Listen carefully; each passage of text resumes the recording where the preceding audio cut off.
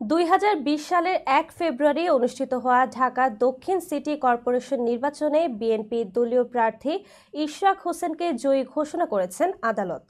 একই সঙ্গে ভোট কারচুপির অভিযোগে শেখ ফজলে নূর তাপসের মেয়র পদ বাতিল করা হয়েছে।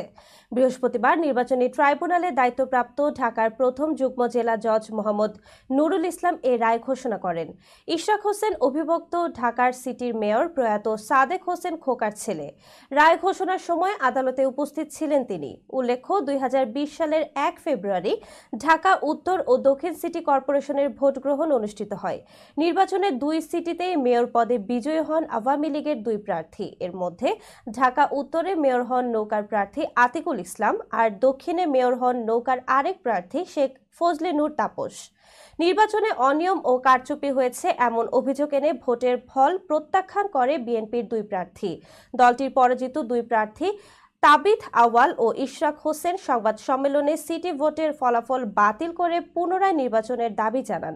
একই সঙ্গে ভোটের নানা অনিয়ম ও কারচুপির তথ্য প্রমাণ বাংলাদেশে নিযুক্ত বিভিন্ন দেশের কূটনীতিকদের কাছে তুলে ধরেন তারা।